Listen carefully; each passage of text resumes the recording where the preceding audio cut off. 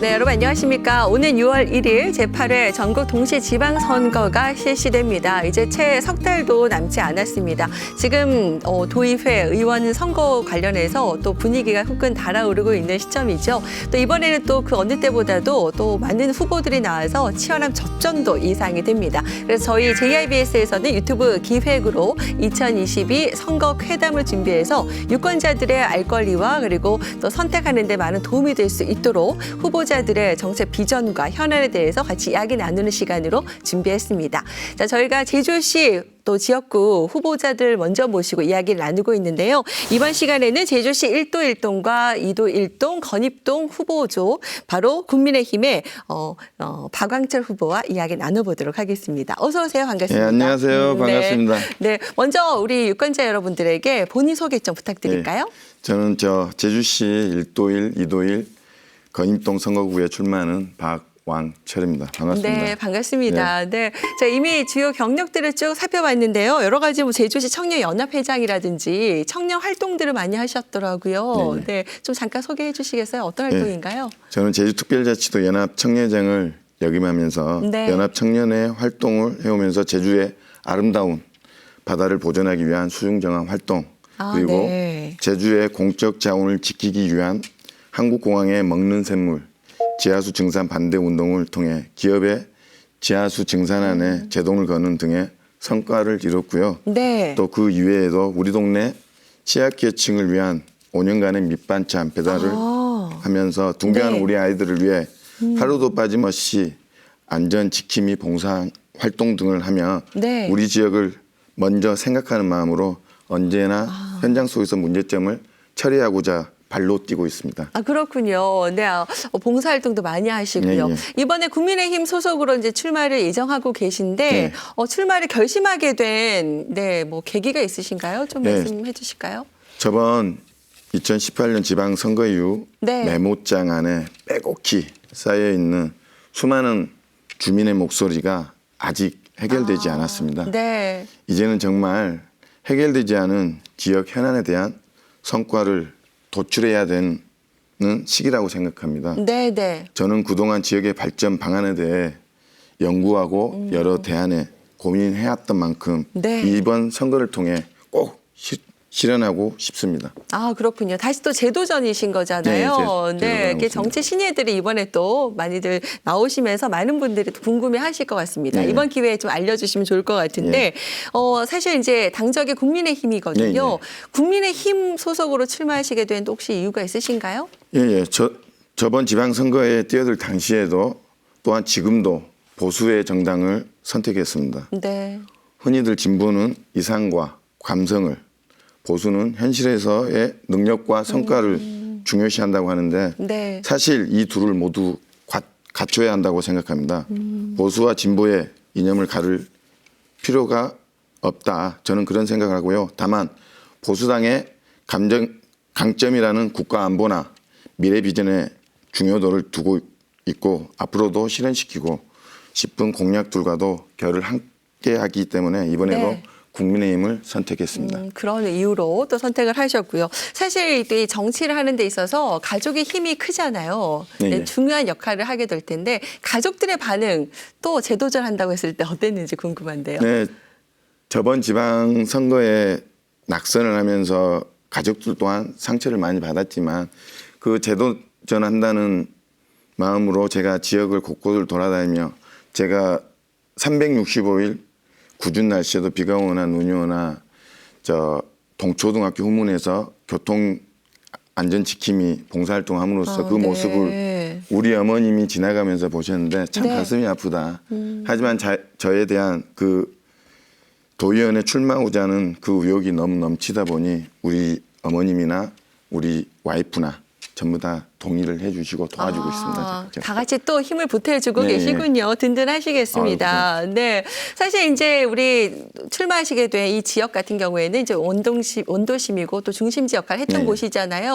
또 산적한 지역 현안이 있습니다. 1도 1동, 2도 1동, 건입동. 어떻습니까? 가장 최우선적으로 내가 이걸 해결해야겠다라는 것들이 있으실 것 같아요. 그리고 그 대안에 대해서도 함께 얘기해 주시면 좋을 것 같습니다. 최우선 지역 현안은 큰 틀 안에 보면 지역 균형 발전이다. 그리고 그에 대한 대안책으로 네. 구체적인 공약들을 또한 지속적으로 보도자를 통해 내놓을 예정인데요. 네. 첫째로 제가 구상하고 있는 공약 중에는 우리 동네에 살기 좋은 환경 조성에 힘을 쓰겠다라는 말씀을 드리고요. 네. 저희 지역의 관광객을 지속적으로 유입시키는 것도 중요하지만 네. 정말 도심을 살리기 위해서는 주거 인구를 유치해야 한다라고 생각을 합니다. 원도심을 중심으로 지역의 세대 수준이 심각하다는 사실은 많은 분들이 알고 계실 거라 생각합니다. 대규모 토지구역 정리사업, 도시개발사업, 택지개발사업 등이 원도심 외곽에서 시행되면서 인구, 교육, 문화, 일자리 등이 신규 택지로 편중됐고 주요 공공시설까지 이전하며 인력을 비롯해 제반 요소의 유출이 가장 큰 원인이 되는 거거든요. 네, 네. 이 특히 가장 크게 인구가 줄어든 일동의 경우 1985년도 11,168명이었던 인구수가 2015년에는 3,122명으로 72%가 감소가 되었습니다. 최근 들어서도 그 실정에 큰 변화가 없습니다. 일자리나 상권 그리고 건물의 노후화는 말할 것도 없고 모든 면에서 세대 수준이 심각합니다. 네. 예를 들면 삼양, 아라, 노영, 외도, 2호 등은 오히려 택지 개발로 인구수가 늘어났다는 거죠. 우리 동네도 그렇게 만들어야 한다라는 생각을 가지고 있습니다. 현재 골목골목 안에 방치된 빈집들을 중심으로 재개발, 재건축 사업을 진행하고 임대주택과 신규 사업 공간을 마련해 도해 지역에서 들어오는 이주민들과 사업을 꿈꾸는 많은 청년들을 유치시키겠습니다. 두 번째로 야간 도심 관광 벨트 조성입니다.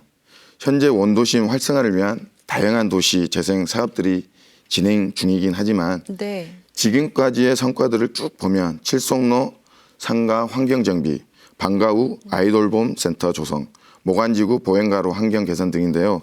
하지만 이곳에 상주하고 계신 상인분들 입장에서는 원도심 살리기가 전혀 체감되지 않는 성과라고 하는 거죠. 네. 또 제주 관광이 넘어서야 하는 관문 중 하나가 야간 볼거리 또는 즐길거리인데 1도 1동, 2도 1동, 건입동에서 야간에 갈 수 있는 곳은 동문 야시장뿐입니다. 네. 그마저도 정말 포화 상태인데요. 저녁 7시쯤부터는 동문시장을 중심으로 그 안으로 들어가려는 차들이 정말 많거든요. 수요에 비해 공급이 너무나 부족한 실정입니다. 이런 야간 관광거리를 삼성열 보성시장부터 시작해서 동문 재래시장을 지나 칠성통 그리고 탑동까지 이어질 수 있도록 야간 관광 특구 지정 조례를 제정해 야간 도심 관광의 공급을 늘리고 지역 상권 경제 활성화를 도모하겠습니다. 네. 그리고 마지막으로 주차 환경 개선입니다. 앞서 말했던 공약을 뒷받침하기 위해서는 주차 공간도 함께 확보해야 되죠. 유입 인구의 주차 공간을 확보하지 않은 상태에서 관광특구 지정에만 힘을 쓴다면 그로 인한 불편은 오로지 주민들이 감수를 해야 합니다. 현재 시민회관부터 탑동까지 여러 공영주차장들이 신설되긴 했지만 네. 주말에 사람들이 몰릴 경우 공영주차장마저 만차인 경우가 많아 지역 주민들의 주거지역 내 주차 공간까지 내주어야 되는 실정입니다. 이런 문제를 해결하기 위해 우리 동네 내 폐가부지 등을 매입 또는 임대를 통해서 짜투리 땅을 이용한 주차장 확충 개선 사업을 시행해 나갈 것이고요.